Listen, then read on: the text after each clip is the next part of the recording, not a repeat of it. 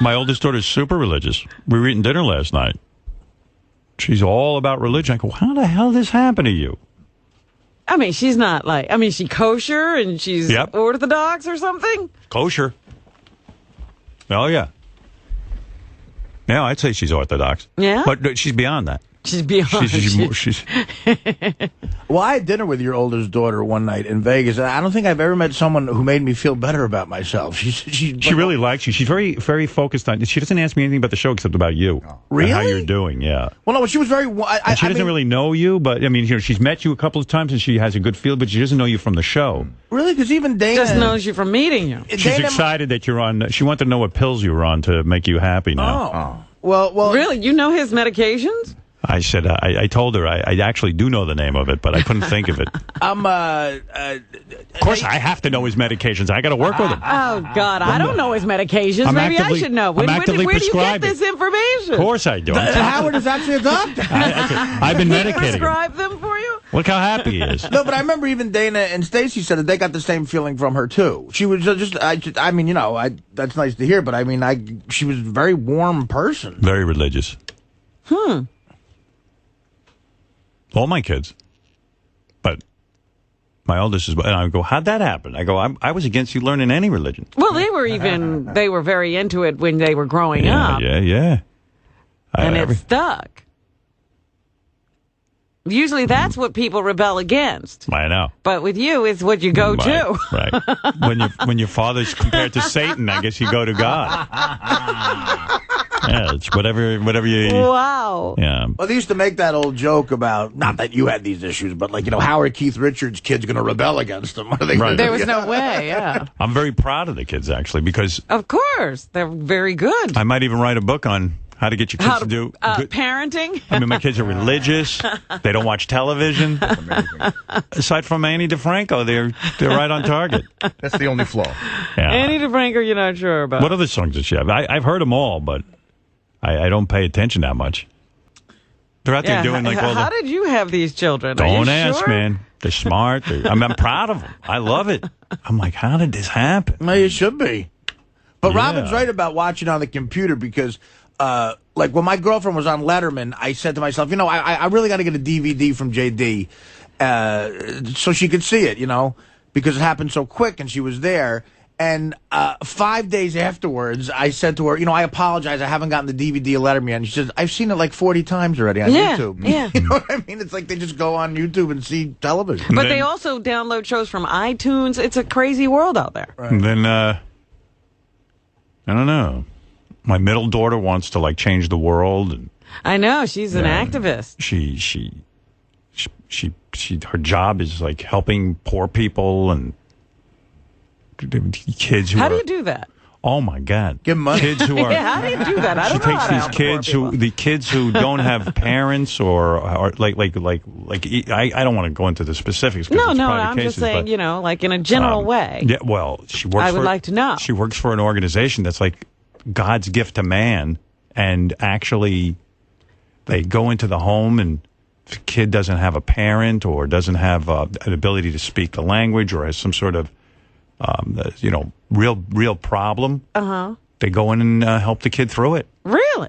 Yeah, that's what my daughter does. Oh, that's how you have to do it? You have to actually go... Well, she's like a saint. Do it? Yeah, you actually have to go help people, and I'm telling you, I look at this kid, I'm like, what the hell? I would never help anyone. Well, boy. Well, this is what I'm saying, that they're completely everything that you're not. Yeah, they're terrific. They're everything I'd like to be. You're terrible, they're terrific. Yeah. My youngest daughter. And what does Ashley want to do? Yeah. She runs cross country. She's smart. She's well in there's school. no athletes in your family either. She goes, yeah, I'm in AP this, AP. I go, AP? What the fuck is that? AP. Advanced placement. Oh, whoa. I'm like, she's really smart. She said, this is good. This is excellent stuff. It's just what I did. And she loves this running? I always go, this is what I did. I tell the kids I was retarded. In school, I was AP, always plastered. Yes. I was PR, probably retarded. That's a good one. That's a good diagnosis. Yeah. I always saw the little PR next to mine. Well, see, so just be the worst possible person.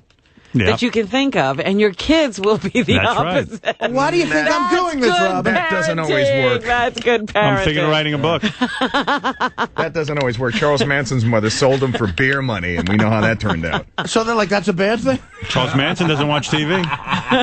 Not now. He reads and writes poetry. But when the kids do, they try to sit me down and play some Ani DeFranco for me, and I go, I don't get it. Good night.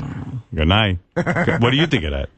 Do you get it? Of the music? Yeah. The Ani DeFranco thing? She really is a throwback to another era. It's like some sort of niche artist. But, Right. you know, it's like that people that are into her, they're really, really into her. Yeah, but we're asking you, what do you think of it as music? It's kind of like aimless crap. Yeah.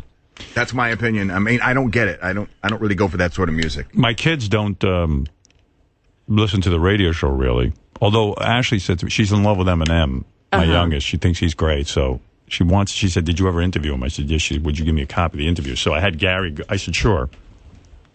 I had Gary go listen to the interview to see if there was anything that could. You wouldn't want her to hear? Right. And what was the verdict? It was pretty clean. Gary said, hey, by the way, the interview with Eminem was really good. And Gary flagged a couple of spots that we went over. Mm-hmm. This is called the sanitization of Howard Stern. And then... We took out a few minor things, but I was ultra conservative. And Gary said there was nothing I really needed to take off, but I did take out some things. What did I take out?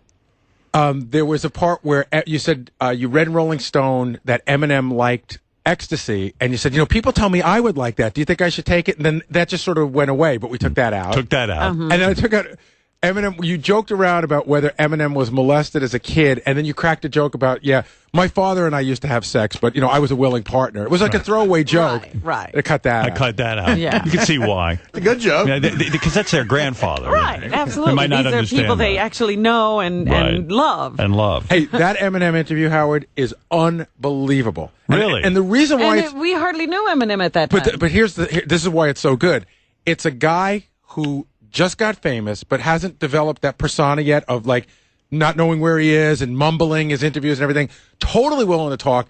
You ask him questions, he can't tell you enough about his mother, how fucked up his life was, girls he used to bang, the whole deal. And he's funny, too. Do we believe in girls who used to bang? Well, he talked about that he had a kid. Yeah. Yeah, because he had that kid and that whole relationship. And then a girl called in and knew him from high school, and you asked if he ever fucked her. Fucked? Well, no, you were on terrestrial radio. We were on terrestrial radio. I'm just. Well, how did I say it? Did you guys ever hook up? Did you guys bang? I asked that? Yeah. Why don't you edit that out? Whatever it was, however it was done, it wasn't done. bad? It wasn't done in a bad way. Believe me, I Didn't make me seem lecherous. No. Gary, triple check. Believe me, I am very competent. Go back and check. I brought you 5 things from that interview. Don't let this be your Ganji You're not tape. going to be the Ganji. This is not my right? Ganji tape. Trust me. I say to Eminem, how come you never banged her? No. You said something like, "Did you guys ever get together?" or something like that. And Eminem talks about how when he was in high school, nobody cared about him. But the interview is great. Do me a favor. I'm going to say something now. I want you to edit it into that part. You should have waited till you got married to have sex. All right, now, edit that in at that point. No, because you're doing this by opposites. If you said that, your daughter would run right out. Hey, Howard, can I ask you? Can I ask you a question? Sure. So you have your 3 daughters, and everything's on the internet now. Everything. You don't think that they've gone? Yeah, they know everything. And listened to some stuff of yours. Of I'm course. curious. They know, of course. They've asked me questions about stuff I've done. But have they ever given you shit for anything that they've heard you've done? No.